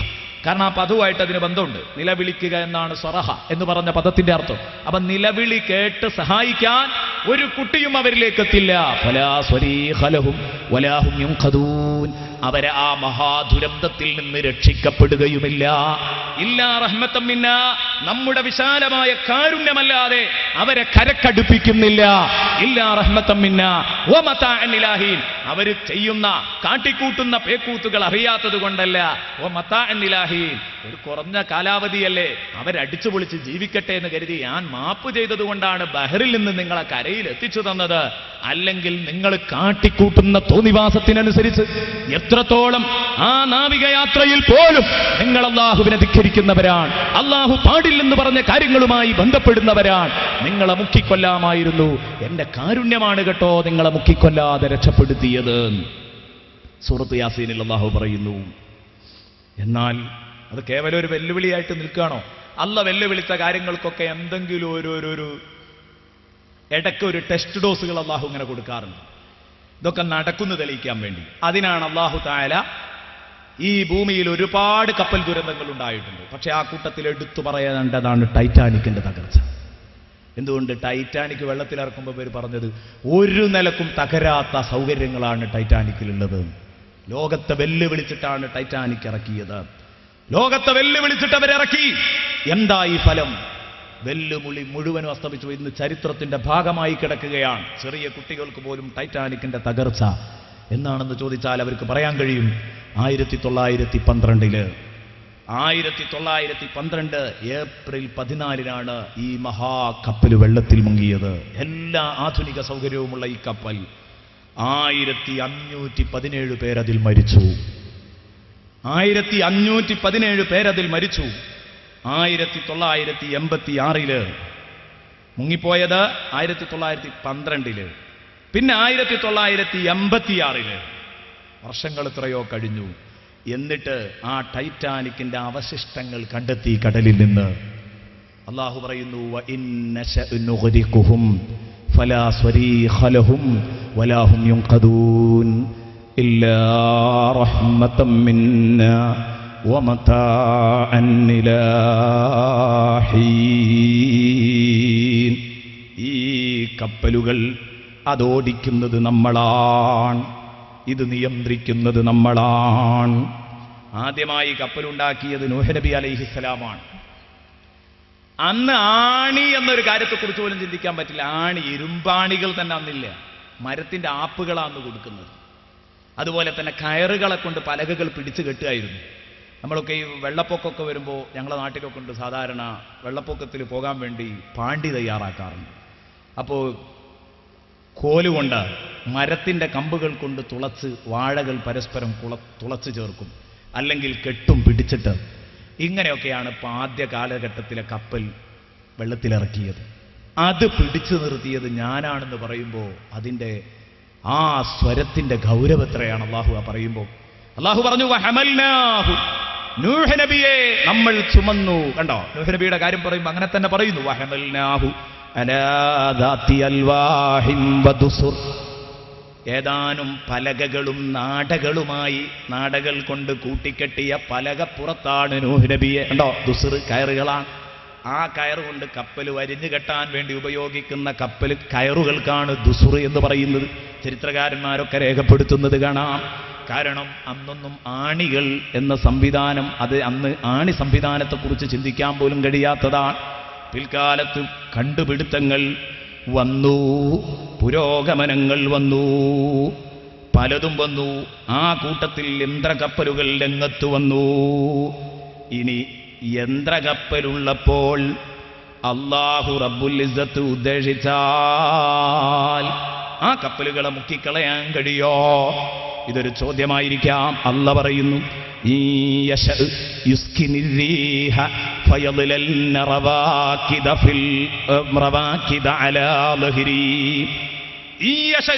അല്ല ഉദ്ദേശിക്കുകയാണെങ്കിൽ കാറ്റിനെ അല്ലാഹു നിശ്ചലമാക്കും. കാറ്റിനെ അല്ലാഹു നിശ്ചലമാക്കും. അല്ല, ഈ കപ്പലോടേണ്ട ചാലക ശക്തി അല്ലാഹു നിശ്ചലമാക്കി കളയും. അതോടുകൂടെ കപ്പൽ അവിടെ കെട്ടിക്കിടക്കും. പിന്നെ ഓടില്ല. പായ്ക്കപ്പലുകൾ അന്ന് തിരിയുന്ന ഭാഷയിലാണ് രീഹ് എന്ന് പ്രയോഗിച്ചത്. എന്നാൽ ഇന്ന് കാറ്റ് നിശ്ചലമായെങ്കിൽ എന്ത്? കാറ്റിന്റെ ഗതി അനുസരിച്ചാണോ കപ്പൽ പോകുന്നത്? ഇന്ന് ഇന്ധനങ്ങളുള്ള ഈ കാലഘട്ടത്തിൽ ഇതിനെന്ത് പ്രസക്തി? അതാ ഞാൻ പറഞ്ഞത്, അന്ന് തിരിയുന്ന ഭാഷയിലാ രീഹ് എന്ന് പറഞ്ഞത്. രീഹ് എന്നതിന്റെ അർത്ഥം കാറ്റ് എന്ന് തന്നെ ആവണമെന്നില്ല. ചാലക ശക്തിയാണ് അതുകൊണ്ട് ഉദ്ദേശിക്കുന്നത്, ഇതിനെ ചലിപ്പിക്കുന്ന ശക്തി. ഏത് ഇന്ധനങ്ങളാണെങ്കിലും ആ ഇന്ധനങ്ങളൊക്കെ അതിൽ പെടും. കാരണം വിശുദ്ധ ഖുർആനിൽ അങ്ങനെ വേറെയും പദങ്ങൾ വന്നിട്ടുണ്ട്. വലാ തനാസഉ ഫതഫ്ശലു വതദ്ഹബ റീഹുകും എന്ന് പറഞ്ഞ നിങ്ങളുടെ മണം പോകുമെന്നൊന്നുമല്ല അതിന്റെ അർത്ഥം. വലാ തനാസഉ ഫതഫ്ശലു, നിങ്ങൾ ഭിന്നിക്കരുത്, വിഘടിച്ചു നിൽക്കരുത്, അന്ന് നിങ്ങൾക്ക് പരാജയം വരും. ഫതഫ്ശലു, പരാജയപ്പെട്ടാൽ വതദ്ഹബ റീഹുകും, നിങ്ങൾക്ക് പരാജയം വരികയും നിങ്ങളുടെ ശക്തി ക്ഷയിക്കുകയും ചെയ്യും. ശക്തി ക്ഷയിക്കുമെന്നതിന് അല്ലാഹു റബ്ബുൽ ഇസ്സത്ത് പ്രയോഗിക്കുന്നത് വതദ്ഹബ റീഹുകും, നിങ്ങളുടെ മണം പോകുന്നു. മണം വിഘടിക്കുന്നതിന് മുമ്പും ശേഷമൊക്കെ ഒന്ന് തന്നെ ആയിരിക്കും. മണം എന്ന് പറഞ്ഞാൽ മണം എന്നല്ല അതുകൊണ്ട് ഉദ്ദേശിക്കുന്നത്. അതുകൊണ്ടാണ് നമ്മൾ പറഞ്ഞത് യുസ്കിനി രീഹി എന്ന് പറഞ്ഞാൽ ആ കാലഘട്ടത്തിൽ ഈ കപ്പലിനെ ചലിപ്പിക്കുന്നത് കാറ്റാണെങ്കിൽ ഇന്ന് ഇന്ധനങ്ങളാണ്, എഞ്ചിനുകളാണ്. അതെ, അത് അള്ളാഹുവിന് നിശ്ചലാക്കാൻ കഴിയുമെന്ന് തെളിയിച്ചു കൊടുത്തതാണ് അള്ളാഹു ടൈറ്റാനിക്കിന്റെ തകർച്ചയിലൂടെ. കഴിയുമെന്ന് അല്ലാഹു തആല തെളിയിച്ചു കൊടുത്തതാണ്. വലാ തനാസഉ ഫതഫ്ശലു വതദ്ഹബ റീഹുകും, സൂറത്തുൽ അംഫാൽ 46-ാം വചനത്തിൽ അല്ലാഹു റബ്ബുൽ ഇസ്സത്ത് പറയുന്നു. അതിന്റെ അർത്ഥം മഹാന്മാര് പറഞ്ഞു, റീഹുക്കും എന്ന് പറഞ്ഞാൽ ഐ ഖുവ്വതുക്കും, നിങ്ങളുടെ ശക്തി ക്ഷയിച്ചു പോയേക്കാം. വആയത്തുൽ ലഹും അന്നാ ഹമൽനാ ദുർരിയ്യതഹും ഫിൽ ഫുലുക്കിൽ മശ്ഹൂൻ وخلقنا لهم من مثله ما يركبون وإن نشأ نغرقهم فلا صريخ لهم ولا هم ينقذون إلا رحمة منا ومتاعا إلى حين. ഇവിടെ അല്ലാഹു ദോഷികൾക്ക് നേരെ അല്ലാഹു നൽകുന്ന വിശാലമായ കാരുണ്യം, റഹ്മാനായ റബ്ബിന്റെ റഹ്മത്തിന്റെ ചിത്രം, അതൊക്കെ പറയേണ്ടതായിരുന്നു. തൽക്കാലം ഞാൻ നേരത്തെ പറഞ്ഞതുപോലെ സമയം വളരെ പരിമിതമായതുകൊണ്ട് അടുത്ത വിഷയത്തിലേക്ക് കടക്കുന്നു. വൈദാ ഖീല ലഹുമുത്തഖൂ മാ ബൈന അയ്ദീകും വമാ ഖൽഫകും ലഅല്ലകും തുർഹമൂൻ. ഇൻഷാ അല്ലാഹ് ഇവിടെ നിന്ന് അങ്ങോട്ട് കൂടുതൽ വിശദീകരണം ഇല്ലാത്ത രൂപത്തിൽ പരമാവധി കുറച്ച് ആയത്തുകളെങ്കിലും ഇന്നും ചർച്ച ചെയ്യണം. അല്ലാഹു റബ്ബുൽ ഇസ്സത്ത് തൗഫീഖ് നൽകട്ടെ. മനുഷ്യരോട് പറയപ്പെട്ടാൽ ഇത്തഖൂ മാ ബൈന അയ്ദീകും, നിങ്ങളുടെ മുമ്പിലുള്ള ദുരന്തങ്ങളെ നിങ്ങൾ പേടിക്കണം. വമാ ഖൽഫകും, നിങ്ങളുടെ പിന്നാലെയുള്ള ഭയാനകതകളെയും നിങ്ങൾ പേടിക്കണമെന്ന് പറഞ്ഞാൽ ലഅല്ലകും തുർഹമൂൻ, അപ്പോഴേ നിങ്ങൾക്ക് അല്ലാഹുവിൻ്റെ റഹ്മത്ത് ലഭിക്കൂ. അനുഗ്രഹങ്ങൾ ലഭിക്കാൻ, നിങ്ങൾ അനുഗ്രഹിക്കപ്പെടാൻ നിങ്ങൾ അങ്ങനെ ചെയ്യണമെന്ന് പറഞ്ഞാൽ അവരതിനെ അവഗണിക്കുന്നു. وإذا قيل لهم اتقوا ما بين أيديكم وما خلفكم لعلكم ترحمون وما تأتيهم من آية من آيات ربهم, അവരുടെ രക്ഷിതാവിൻ്റെ ഏതായത്തം ഓതിക്കൊടുത്താലും ശരി, ഏതായത്തുകൾ അങ്ങ് വന്നാലും അതനുസരിക്കാൻ അവർ തയ്യാറല്ല, അവർ തിരിഞ്ഞുകളയുകയാണ്. എന്ത് പറഞ്ഞിട്ടും കാര്യമില്ല, ഖുർആൻ കേട്ടിട്ടും കാര്യമില്ല, ഹദീസ് കേട്ടിട്ടും കാര്യമില്ല. ഖുർആൻ കേൾക്കോളും പറയും ഞാൻ ഖുർആന്റെ ആളാണ്, ഹദീസ് കേൾക്കോളും പറയും ഞാൻ ഹദീസിന്റെ ആളാണ്. ഖുർആനും ഹദീസും വെച്ച് നാം വിശ്വസിക്കുന്ന ആദർശത്തിന്റെ തെളിവ് പറയുമ്പോ അതൊന്നും നമുക്ക് കേൾക്കണ്ട എന്ന ലെവലിലേക്ക് നീങ്ങിപ്പോകുന്നു. അതുകൊണ്ട് എൻ്റെ പ്രിയപ്പെട്ട സഹോദരന്മാരോടും സഹോദരിമാരോടും ഉണർത്തുന്നു, ഏതൊരു കാര്യങ്ങൾ ചെയ്യുമ്പോഴും അതിൽ അല്ലാഹു എന്താ പറഞ്ഞത്, അല്ലാഹു പറഞ്ഞ കാര്യങ്ങളാണ് മുത്തുനബി പറയുന്നത്. അല്ലാഹു തോന്നിപ്പിക്കാത്ത ഒരു കാര്യങ്ങളും മുത്തുനബി സല്ലല്ലാഹു അലൈഹി വസല്ലമ തങ്ങൾ പറയില്ല. അതുകൊണ്ട് പറയട്ടെ, നബി സല്ലല്ലാഹു അലൈഹി വസല്ലം കാണിച്ച മാതൃക അതെവിടെയും പിൻപറ്റണം. അതേത് വിഷയത്തിലാണെങ്കിലും എൻ്റെ സഹോദരിമാർ ചിന്തിക്കണം. പലപ്പോഴും മോശപ്പെട്ട ആചാരങ്ങൾ നമ്മുടെ നാട്ടിലേക്ക് കയറി വരുമ്പോൾ അതിനെ പേടിക്കണം, വളരെ ഗൗരവത്തോടെ കാണണം. ഈ നാട്ടിൽ ചെറുവാടിയിൽ പലപ്പോഴും ഞാൻ മനസ്സിലാക്കുന്നത് ഈദ്ഗാഹുകളൊക്കെ വളരെ വിപുലമായൊരു പക്ഷേ നടക്കാറുണ്ടാകും. റസൂലുള്ളാഹി സ്വല്ലല്ലാഹു അലൈഹി വസല്ലം കാണിച്ച മാതൃകക്കെതിരാണ്. അത്തരം സന്ദർഭങ്ങളിൽ നിന്ന് നിങ്ങൾ മാറി നിൽക്കണം. സഹോദരിമാർ നിസ്കാരക്കുപ്പായവും ഇട്ടങ്ങു പോകരുത്. സഹോദരിമാരെ, നിങ്ങൾക്ക് ഹബീബ് പഠിപ്പിച്ച ഒരു മാതൃകയുണ്ട്. സ്വലാത്തു വബുയൂതുഹുന്ന ഖൈറുൽ ലഹുന്ന, അവരുടെ വീടാണ് അവർക്ക് ഉത്തമമെന്ന് പറഞ്ഞെങ്കിൽ നിങ്ങൾ ജുമുഅക്കോ ജമാഅത്തിനോ പള്ളിയിലേക്ക് പോകണ്ട, ഈദ്ഗാഹുകളിലേക്ക് നിങ്ങൾ പോകേണ്ടതില്ല. മാത്രമല്ല, സഹോദരന്മാരും ഈദ്ഗാഹ് സമ്പ്രദായങ്ങൾ, പള്ളിയുള്ള സമയത്ത് ഇത്തരം സമ്പ്രദായങ്ങളിലേക്ക് നീങ്ങേണ്ടതില്ല. നബി സല്ലല്ലാഹു അലൈഹി വസല്ലമ തങ്ങൾ പഠിപ്പിച്ച സുന്നത്തുകളല്ല. കൂടുതൽ പറയാൻ സമയമില്ല, ഈ വിഷയ സംബന്ധമായി നമുക്ക് പറയാനുണ്ട്. അപ്പൊ ഏതൊരായത്തെന്ന് പറഞ്ഞാലും ആര് അത് പറഞ്ഞാലും എന്ത് തോന്നിവാസം ചെയ്യുന്നവനോടും ചെയ്യല്ല. അല്ലാഹ് ഇങ്ങനെ പറഞ്ഞിട്ടുണ്ട്. അതുകൊണ്ട് ഇത്തഖൂ മാ ബൈന അയ്ദീകും, നിങ്ങളുടെ മുമ്പിലുള്ളതും പിമ്പിലുള്ളതും സൂക്ഷിക്കണം എന്ന് പറഞ്ഞാൽ കഴിഞ്ഞുപോയ പാപങ്ങളെ സൂക്ഷിക്കണം, വരാനുള്ള പാപങ്ങളെ സൂക്ഷിക്കണം, അങ്ങനെ ഒരർത്ഥം. അല്ലെങ്കിൽ മുൻ കഴിഞ്ഞ ഉമ്മത്തുകൾക്ക് വന്ന ദുരന്തങ്ങളെ പേടിക്കണം. മാബൈനായിക്കും ആദ് സമൂഹത്തിന്, സമൂദ് ഗോത്രത്തിന്, സാഹിബു യാസീനിന്റെ നാട്ടുകാർക്ക്, അവർക്കൊക്കെ വന്ന ദുരന്തം നിങ്ങൾ പേടിക്കണം എന്ന് പറഞ്ഞാൽ വമാ ഖൽഫക്കും, നിങ്ങളുടെ ബാക്കിൽ ഇനി വരാൻ പോകുന്ന കുറേ ദുരന്തങ്ങൾ തിരുനബി സല്ലല്ലാഹു അലൈഹി വസല്ലമ തങ്ങൾ പ്രവചിച്ചിട്ടുണ്ട്. അതൊക്കെ നിങ്ങളിലേക്ക് കടന്നു വരുന്നത് കരുതണം. ആഖിർ സമാനിൽ വരാൻ പോകുന്ന കുറേ ദുരന്തങ്ങളെക്കുറിച്ച്, ശിക്ഷാമുറകളെക്കുറിച്ച് പഠിപ്പിച്ചിട്ടുണ്ട്. അതൊന്നും നിങ്ങൾ വാങ്ങിക്കരുത്. ഇത്തഖൂ മാ ബൈന അയ്ദീകും വമാ ഖൽഫക്കും, അല്ലെങ്കിൽ ദുനിയാവിൽ ആദാബും ആഖിറത്തിൽ ആദാബും, അതാണ് മാ ബൈന അയ്ദീകും വമാ ഖൽഫക്കും. പല നിരക്ക് വ്യാഖ്യാനിച്ചു, എല്ലാ വ്യാഖ്യാനങ്ങളും ശരിയാണ്. ഇത്തഖൂ മാ ബൈന അയ്ദീകും വമാ ഖൽഫക്കും, നിങ്ങളുടെ മുമ്പിലും പിമ്പിലുമുള്ള ദുരന്തങ്ങളെ, പാപങ്ങളെ, പാഠം ഉൾക്കൊള്ളുന്ന സംഭവ വികാസങ്ങളെ, ഇതൊക്കെ നിങ്ങൾ പേടിക്കണം, സൂക്ഷിക്കണം, അതിനനുസരിച്ച് ജീവിതം ചിട്ടപ്പെടുത്തണം എന്ന് പറഞ്ഞാൽ അവരത് അവഗണിക്കുന്നു, തള്ളിക്കളയുന്നു. അടുത്ത ആയത്തും കൂടെ വരുമ്പോഴാണ് അതിൻ്റെ ആ അർത്ഥം പൂർണ്ണമാകുക. വമാ തഅ്തീഹിം മിൻ ആയത്തിൻ മിൻ ആയാതി റബ്ബിഹിം, പടച്ച റബ്ബിൻ്റെ ഏതായത്തങ്ങ് ഓതിക്കൊടുത്താലും. നമ്മളിവിടെ കുറേ ദുരാചാരങ്ങളെ കുറിച്ച് ചർച്ച ചെയ്തിട്ടുണ്ട് ഈ 7 ദിവസത്തിനുള്ളിൽ. അതൊന്നും നടത്തരുത് എന്ന് പറഞ്ഞാൽ ഇല്ലാ കാനു അൻഹാ വറുദീൻ, എന്തായത്ത്, എന്ത് ഹദീസ്, എന്ത് ഖുർആൻ, എന്ത് വഅദ്, എന്ത് പ്രഭാഷണം എന്ന് ചോദിച്ചവനങ്ങ് തിരിഞ്ഞു കളയുകയാണ്. ഇനിയോ വൈദാ, അപ്പൊ അവന്റെ വ്യക്തി ജീവിതം നന്നാക്കണം, അമല് ചെയ്യണം എന്ന് പറഞ്ഞാൽ അവനതിനൊരുക്കമല്ല. ഇനി വൈദാ ഖീല ലഹും, അമല് പ്രാവർത്തിക തലം, കർമ്മതലം മാത്രം നന്നായതുകൊണ്ട് കാര്യമില്ല. കർമ്മതലം നന്നാവുക എന്ന് പറഞ്ഞാൽ ശാരീരിക ഇബാദത്തുകൾ മാത്രം നന്നായിട്ട് കാര്യമില്ല. അതോടൊപ്പം തന്നെ സാമ്പത്തിക കാര്യങ്ങളും കൂടെ അവന് ശാരീരിക സന്നദ്ധത പടച്ചവന്റെ ദീനിൽ അവൻ സമർപ്പിക്കാൻ തയ്യാറാണെങ്കിൽ അതേ രൂപത്തിലുള്ള സാമ്പത്തിക സന്നദ്ധതയും അവന്റെ ഭാഗത്തു നിന്നുണ്ടാവണം. വഇദാ ഖീല ലഹും അൻഫിഖൂ മിമ്മാ റസഖകുമുല്ലാഹ്, നിസ്കരിക്കണം, നോമ്പ് നോൽക്കണം, ഖുർആൻ ഓതണം. അതാ നേരത്തെ പറഞ്ഞത്. വ്യഭിചരിക്കരുത്, കള്ളു കുടിക്കരുത്, സിനിമ കാണരുത്, കൂത്താടരുത്, ഗാനമേളകൾ സംഘടിപ്പിക്കരുത്. ഇനി പറയുന്നത് അൻഫിഖൂ മിമ്മാ റസഖകുമുല്ലാഹ്, നിങ്ങൾക്കല്ല തന്നതിൽ ഒരൂഴം നിങ്ങൾ സാധുവിന് കൊടുക്കോ. ഉണ്ടോ? അൻഫിഖൂ, നിങ്ങൾ ചെലവഴിക്കണം. മാ റസഖകുമുല്ലാഹ് എന്നല്ല, മിമ്മാ റസഖകുമുല്ലാഹ്, അല്ല നിങ്ങൾക്ക് തന്നതിൽ ഒരു ഭാഗം നിങ്ങൾ ചെലവഴിക്കാൻ തയ്യാറാവണം. സാധുവിന് കൊടുക്കണം, സാധുവിന്റെ ഊഴമാണ്. സകാത്ത് കൊടുക്കണം, നിർബന്ധമായ ദാനവും ഐച്ഛികമായ ദാനവും എല്ലാം നിങ്ങൾ ചെയ്യണം. സ്വതക്ക വേണം, സുന്നത്തായ സ്വതക്കകൾ വേണം. പാവപ്പെട്ടവനെ സഹായിക്കണം. ഇവിടെ നേരത്തെ അനൗൺസ് ചെയ്തിരുന്നു, നിങ്ങൾ കേട്ടിട്ടുണ്ടാവും. സഹായിയെ സഹായിക്കണമെന്ന്. എത്രയോ പാവങ്ങൾക്ക് മരുന്ന് കൊടുക്കുന്നു. നമുക്കറിയാം, വലിയ പ്രവർത്തനങ്ങളാണ് മെഡിക്കൽ കോളേജിലെ സഹായി എന്ന സംഘടന നടത്തിക്കൊണ്ടിരിക്കുന്നത്. ചെറിയ കാര്യമല്ല. നമ്മുടെ സംഘടനയുടെ കീഴിൽ നിന്ന് നടത്തുന്ന ആ സംഘടനയെ നിങ്ങളെല്ലാവരും സഹായിക്കണം. മരുന്നെത്തിച്ചും അതുപോലെ തന്നെ സംഭാവനകൾ നൽകിയും സഹായിക്കണം. ആതുര സേവനം അതൊരു ചെറിയ കാര്യമല്ല, വലിയ വിഷയമാണ്. അൻഫിഖൂ മിമ്മാ റസഖകുമുല്ലാഹ്, നിങ്ങൾക്കല്ല കൊടുത്തതിൽ നിന്നൊരു ഊഴം കൊടുക്കണം.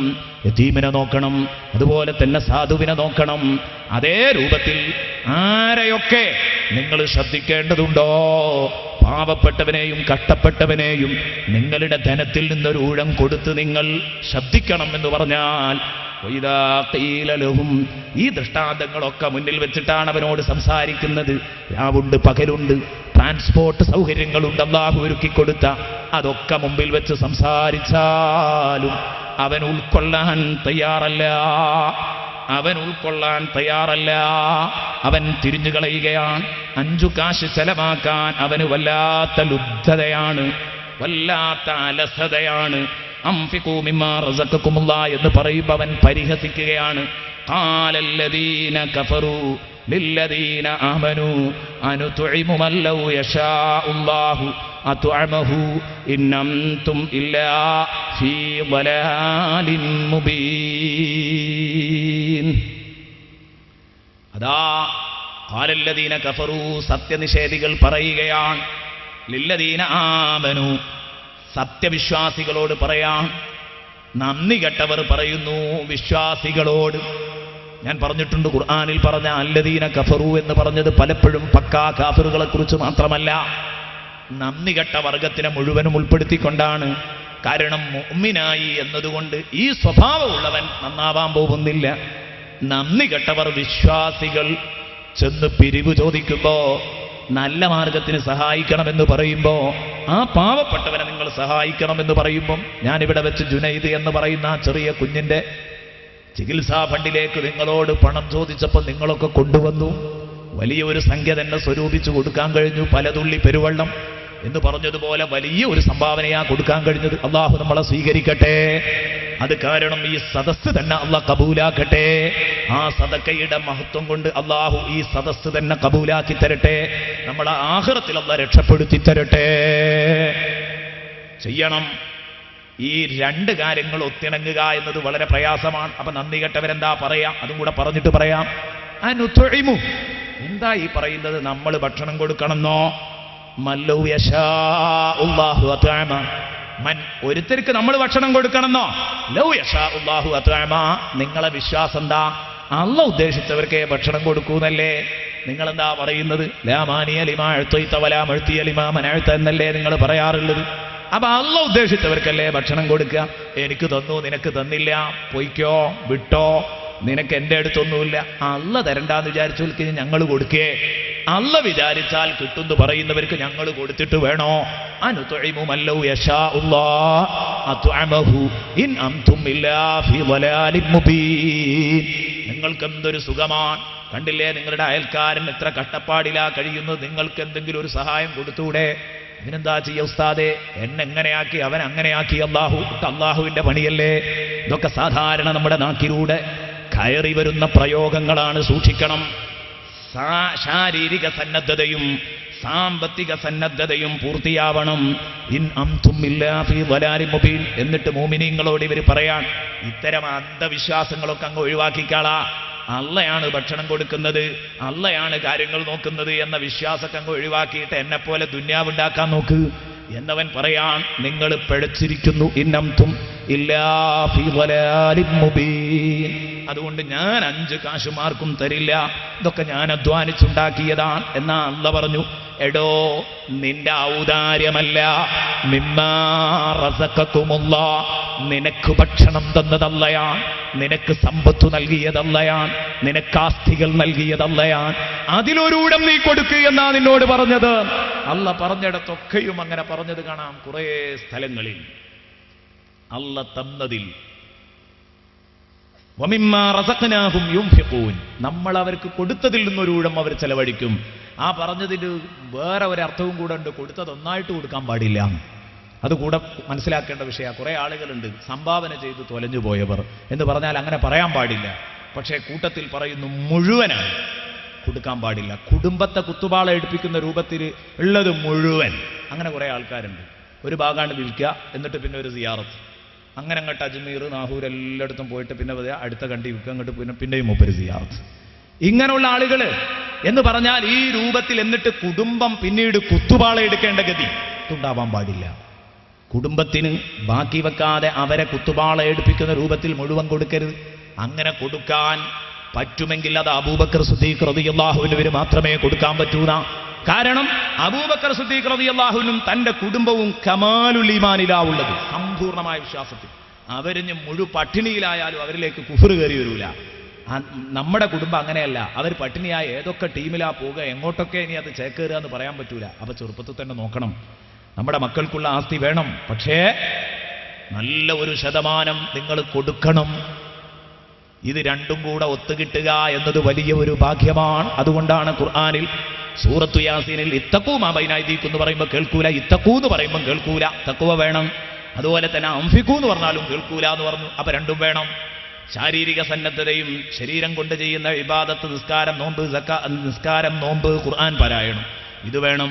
സക്കാത്ത്, സ്വതക്ക, സാധു സംരക്ഷണം, അതുപോലെ തന്നെ അനാഥ സംരക്ഷണം, അതൊക്കെ വേറെയും നടക്കണം. വഅംഫിഖൂ. അപ്പൊ ഈ രണ്ട് കാര്യങ്ങളും കൃത്യമായി നടക്കേണ്ടതുണ്ട്. ഇത് രണ്ടും കൂടെ കിട്ടുക എന്ന് പറഞ്ഞാൽ ഒരു വലിയ അനുഗ്രഹം. ഖുർആനിൽ പല സ്ഥലത്തും ഇത് രണ്ടും അപ്പാ പറഞ്ഞത്. ഏറ്റവും ചെറിയ അധ്യായമാണല്ലോ സൂറത്തുൽ കൗസർ. സൂറത്തുൽ കൗസർ ഞാൻ നേരത്തെ പറഞ്ഞു. സൂറത്തുൽ കൗസർ 3 ദിവസം നമ്മൾ പ്രഭാഷണം നടത്തണമെന്ന് ആഗ്രഹിക്കുന്നുണ്ട്. ഓരോ ആയത്തുകൾ ഓരോ ദിവസം. ഫസ്വല്ലി ലിറബ്ബിക വൻഹർ. അള്ളാഹുവിന്റെ റസൂലിന് അള്ളാഹു കൊടുത്ത അനുഗ്രഹങ്ങൾ പറഞ്ഞു ഫസ്വല്ലി ലിറബ്ബിക വൻഹർ. നിസ്കരിച്ചാൽ മാത്രം പോരാ, ഉദുഹിയ്യത്ത് വറക്കണം. നിസ്കാരം ശാരീരിക ഇബാദത്തിനെ പ്രതിനിധാനം ചെയ്യുമ്പോൾ ഉദുഹിയ്യത്ത് കർമ്മോ സാമ്പത്തിക ഇബാദത്തിനെ പ്രതിനിധാനം ചെയ്യാം. അഖീമുസ്സല, അപ്പോഴേക്ക് പറഞ്ഞു വാതു സക്കാ. ഒന്ന് സാമ്പത്തികം, ഒന്ന് ശാരീരികം. ഇങ്ങനെ വയുഖീമൂനസ്സല വമിമ്മാ റസഖ്നാഹും യുൻഫിഖൂൻ. സാമ്പത്തികവും ശാരീരികവും ഇങ്ങനെ ഒരുമിച്ച് ഇങ്ങനെ വരും. കാരണം ഇത് രണ്ടും കൂടെ ഉണ്ടാകുന്നവർ വളരെ കുറവാണ്. ചില ആളുകളുണ്ടാവും അവരെന്തും കൊടുക്കാൻ തയ്യാറായിരിക്കും. അങ്ങനെ ഉണ്ടാവും. നമ്മൾ ഒരു പള്ളി എടുക്കാനുണ്ട് എന്ന് പറഞ്ഞിട്ട് പിരിവിന് ചെല്ലുന്ന സമയത്ത് ആചാരം എത്രയും തരും. എന്താ നിങ്ങൾക്ക് വേണ്ടത്? എന്തും തരും. അതിന് മുമ്പ് ഒരു ആളെടുത്ത് പോയി, അദ്ദേഹം ഉസ്മാൻ കാക്ക എന്ന് പറഞ്ഞ ഒരാളെടുത്ത് പോയി, അദ്ദേഹം 24 മണിക്കൂറും പള്ളിയിൽ തന്നെ എന്ന് പറയാം. ഖുർആൻ അങ്ങനെ ഓതും, ദിക്ർ അങ്ങനെ ചൊല്ലും. നല്ല മനുഷ്യനാ. എല്ലാ നിസ്കാരവും ഖളാ ആകാതെ തന്നെ നിർവഹിക്കും. ആ മനുഷ്യനോട് നമ്മൾ പള്ളിപ്പിരിവിലേക്ക് അല്ലാഹു തആല അത്യാവശ്യം നല്ല നിയമത്തും ബർക്കത്തും ഒക്കെ കൊടുത്തിട്ടുണ്ട്. അദ്ദേഹത്തോട് ചെന്നിട്ട് പള്ളിയുടെ പിരിവുണ്ട്, നിങ്ങളെ ദൈവം തരണം എന്ന് പറഞ്ഞാൽ അയാൾ ഏറ്റവും ചെറിയ നോട്ട് ഏതാ അതേ അയാൾ തപ്പി വലിച്ചെടുക്കുള്ളൂ. അയാളെ തരണമെങ്കിൽ വലിയ പ്രയാസമാണ്. ഇബാദത്ത് നല്ലോണ്ട്, പക്ഷേ കൊടുക്കുക എന്നുള്ളത് അതൊരു വേറൊരു ഭാഗ്യമാണ്. എന്നാ അതിൻ്റെ തൊട്ടാപ്പുറത്ത് വേറൊരാളുണ്ട്, അബൂബക്കറാജ്. അദ്ദേഹത്തിൻ്റെ അടുത്ത് ചെന്നപ്പോൾ പള്ളി മുഴുവൻ അദ്ദേഹം ഏറ്റെടുത്തു. നിങ്ങൾ ഇതിനിങ്ങനെ റെസീറ്റും പിടിച്ച് നടക്കണ്ട, ഞാൻ ഏറ്റു ഈ കാര്യം എന്ന് പറഞ്ഞ് അത് എടുത്തു. എന്നാൽ നിങ്ങൾ ലക്ഷങ്ങൾ മുടക്കി എടുത്ത പള്ളി ആചാര്യ വരി, നമ്മളൊന്ന് നിസ്കരിക്കല്ലേ? അയാൾ പറയും ഉസ്മാനാജിനെ വിളിച്ചോന്ന്. നിസ്കരിക്കാൻ അയാളെ കിട്ടൂല, കൊടുക്കാൻ മറ്റേയാളും കിട്ടൂല. ഈ ഒരു അവസ്ഥയാണ്. ഇത് രണ്ടും കൂടി ഒത്തുകൂടുക എന്നുള്ളത് വലിയൊരു ഭാഗ്യമാണ്. അതൊരു മീഡിയം ലെവലിൽ രണ്ടും വേണം മനുഷ്യൻ. ഇത് ഇറങ്ങുന്നിടത്ത് പിശുക്കും ഉണ്ടാകരുത്, ഇബാദത്തും നല്ലോണം വേണം. ഇത് രണ്ടും ഉണ്ടെങ്കിൽ മനുഷ്യന് രക്ഷപ്പെടാം, ധൈര്യമായി നിൽക്കാം. അത് തന്നെയാണ് ഇവിടെയും പറഞ്ഞത്. പറഞ്ഞിടത്തൊക്കെ അത് പറഞ്ഞിട്ടുണ്ട്. ഓരോ ആയത്തുകൾ ഇങ്ങനെ ഉദ്ധരിക്കാൻ സമയമില്ലാത്തത് കൊണ്ടാണ്. വമാ ഉമിറൂ ഇല്ലാ ലിയഅ്ബുദുല്ലാഹ മുഖ്ലിസീന ലഹുദ്ദീൻ ഹുനഫാഅ വയുഖീമുസ്സലാത്ത വയുഉതുസ്സകാ. വയുഖീമുസ്സലാത്ത് പറഞ്ഞ് നിർത്തിയില്ല, വയുഉതുസ്സകാ. ഇങ്ങനെ എല്ലായിടത്തും അല്ലാഹു തആല പറഞ്ഞു, നിങ്ങളെ മുഴുവനും മുതലാളിമാരാക്കാൻ അല്ലാഹുവിന് കഴിയാഞ്ഞിട്ടല്ല. ഒരു ഹദീസിൽ നബി സല്ലല്ലാഹു അലൈഹി വസല്ലം പറഞ്ഞു, ലൗ ഷാ അല്ലാഹു ലജഅലകും മഗ്നിയാ ലാ ഫഖീറ ഫീകും. നിങ്ങളിൽ തീരെ ഫഖീറന്മാരില്ലാതെ എല്ലാവരെയും മുതലാളിമാരാക്കാൻ അല്ലാഹുവിന് കഴിയുമായിരുന്നു. വലൗ ഷാ, അല്ലാഹു ഉദ്ദേശിക്കുകയാണെങ്കിൽ ലജഅലകും ഫുഖറാ ലാ ഗനിയ്യ ഫീകും. ഒറ്റ മുതലാളിയുമില്ലാതെ എല്ലാവരും ദരിദ്രന്മാരായിരിക്കാം. അങ്ങനെയും അല്ലാഹുവിന് നിങ്ങളെ സൃഷ്ടിക്കാമായിരുന്നു. വലാകിന്നഹു, പക്ഷേ അല്ലാഹ് ഇബ്തലാ ബഅദകും ബിബഅദ്, നിങ്ങളിൽ ചിലരെ കൊണ്ട് പരീക്ഷിക്കാനാണല്ലോ തീരുമാനിച്ചത്. മുതലാളിയുടെ കയ്യിൽ പണം കൊടുത്തു, സാധുവിന്റെ കയ്യിൽ പണം കൊടുത്തില്ല. സാധുവിന്റെ കയ്യിൽ ആരോഗ്യം കൊടുത്തു, മുതലാളിക്കുള്ള ആരോഗ്യം കൊടുത്തില്ല. ഇങ്ങനെ അങ്ങോട്ടും ഇങ്ങോട്ടും ഈ സന്തുലിതാവസ്ഥ നിലനിർത്തിയിട്ടുണ്ട്. ഉള്ളപ്പം മറ്റേയാൾക്കതില്ല. അങ്ങനെ ആ സന്തുലിതാവസ്ഥ നിലനിർത്തിയിട്ട് തന്നെ ഏറ്റ വ്യത്യാസങ്ങൾ നൽകുകയും ചെയ്തു. അത് നിങ്ങളെ പരീക്ഷിക്കാനാണ്. കൈഫ അത്ഫുൽ ഗനി ലിയൻദുറ, അല്ല ഇങ്ങനെ ആക്കിയിട്ട് പാവപ്പെട്ടവരുമുണ്ട്, ഇഷ്ടംപോലെ ചെലവൊക്കെ കഴിച്ചിട്ട് നല്ല ഒരു ഭാഗം ശിഷ്ടം വരുന്നവരുമുണ്ട്. അപ്പോൾ ഈ ഭൂലോക മുതലാളിമാരെ അല്ലങ്ങനെ നോക്കുകയാണ്. ലിയൻദുറ കൈഫ അത്ഫുൽ ഗനി, ഈ മുതലാളിക്ക് സാധുവിനോട് എത്രമാത്രം ദയയുണ്ടെന്നുള്ള നോക്കുകയാണ്. വകൈഫ സബ്റുൽ ഫഖീർ, സാധുവിന് എത്രത്തോളം ക്ഷമയുണ്ടെന്നും അല്ല കാണുകയാണ്. അത് നോക്കിക്കാണാനാണ്. അപ്പോൾ സാധുക്കൾ ഈ ഭൂമിയിലുണ്ടായത് നമുക്കൊരു പരീക്ഷണമാണ്. നമ്മൾ സാധുക്കളായി പോയെങ്കിൽ നമ്മളെ പരാജയപ്പെടുത്താനല്ല, എന്നാ വിജയിക്കാനാണോ അതുമല്ല. അങ്ങനെ ആരും കണക്ക് കൂട്ടണ്ട. സാധുവായാൽ രക്ഷപ്പെട്ടു എന്ന് കണക്ക് കൂട്ടണ്ട. പിന്നെ സാധു മുതലാളി കിടക്കുന്നതിൻ്റെ 70,000 കൊല്ലം മുമ്പൊക്കെ സ്വർഗത്തിലേക്ക് പോകുന്നു പറഞ്ഞത് സാധുക്കൾക്ക് മുതലിൻ്റെ ഹിസാബ് പറയണ്ട എന്ന നിലക്കാണ്. അവർക്ക് അതും കൂടെ പറഞ്ഞിട്ടേ പോകാൻ കഴിയൂ. അല്ലാതെ സാധുവായാൽ രക്ഷപ്പെട്ടു എന്ന് കരുതണ്ട.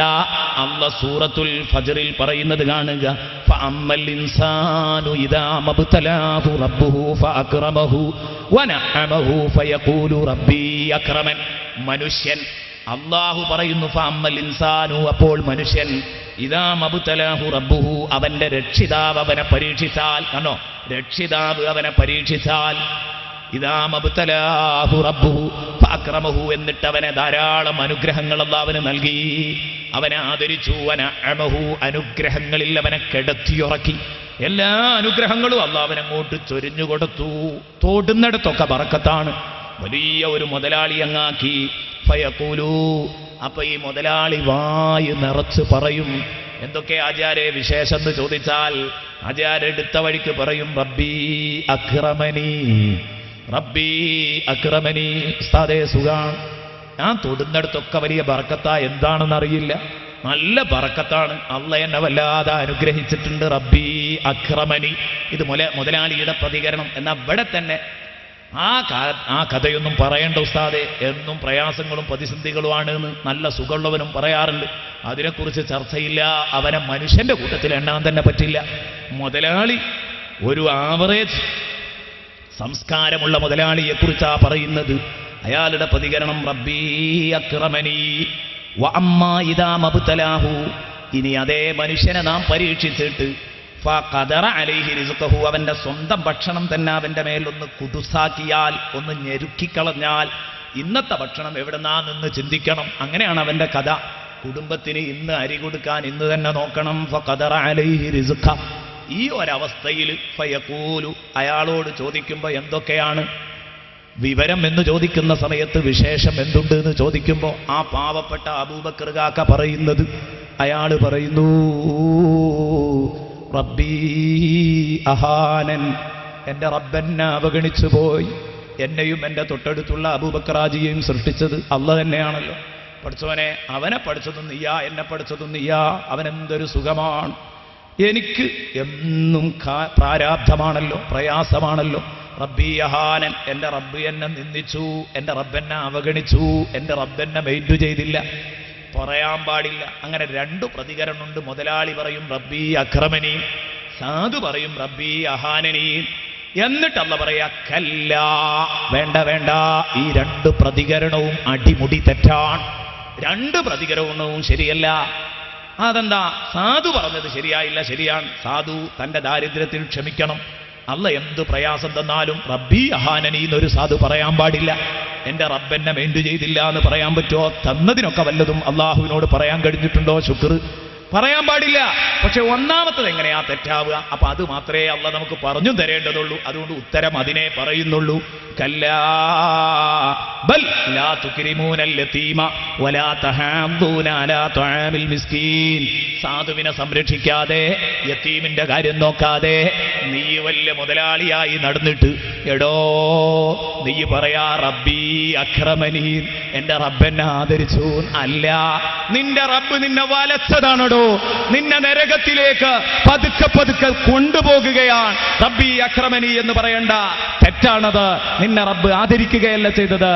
ആദരിച്ചു എന്ന് പറയണമെങ്കിൽ നിനക്ക് തന്നതിലൊരു ഭാഗം യതീമിന് കൊടുക്ക, സാധുവിന് കൊടുക്ക. റേഷൻ വാങ്ങാതെ കഷ്ടപ്പെടുന്ന മെമ്പർമാര് നിന്റെ നാട്ടിലുണ്ടാകുമ്പോ നീ 10,000ങ്ങളുടെ ലക്ഷങ്ങളുടെ കാളപ്പൂട്ട് മത്സരം നടത്തല്ല ഹാജി. ഇതാണ് അല്ലാഹു തആല പറയുന്നത്. ലക്ഷങ്ങളുടെ കാളപ്പൂട്ട് മത്സരം നടത്തുകയാണ്. കാളപ്പൂട്ട് മത്സരത്തിൽ ഒന്ന് മുന്നിലോടിയ ആ മൃഗത്തിന്, ആ കാളക്ക് ഇയാൾ കോടിക്കണക്കിന് ഉറുപ്പിക കൊടുക്കാൻ തയ്യാറാണ്. പാവപ്പെട്ടവർ റേഷനരി വാങ്ങാതെ ആ മഹല്ലത്തിൽ കഷ്ടപ്പെടുന്നവരുണ്ട്. അത് നോക്കാൻ ഹാജി സാഹിബില്ല. എന്നിട്ടോ റബ്ബ് എന്നെ വല്ലാതെ അനുഗ്രഹിച്ചിട്ടാണ് എന്ന് പറയാം. കല്ലാ ബല്ലാ തുക്രിമൂനൽ യതീമ വലാ തഹാബ്ബൂന അലാ ത്വആമിൽ മിസ്കീൻ. അതുകൊണ്ട് ഒരു കാര്യവും കൂടെ കൂട്ടത്തിൽ ശ്രദ്ധിക്കുക, ഇത്തരം കാര്യങ്ങളൊക്കെ ചെയ്യുന്നവരെയും കൂടെ ആദരിക്കാൻ നമ്മൾ തയ്യാറാവുക. അവരുടെ കൈക്ക് ഒരു കൈത്താങ്ങായിട്ട് നമ്മൾ പ്രവർത്തിക്കുക. ആമീൻ എന്ന് ദുആ ചെയ്തുകൊണ്ട് തൽക്കാലം ഈ വേദി അവസാനിപ്പിക്കുകയാണ്. ഇൻഷാ അല്ലാഹ് നാളെ ബാക്കി ഭാഗം തുടരും എന്ന് എല്ലാവരോടും ഉണർത്തുന്നു.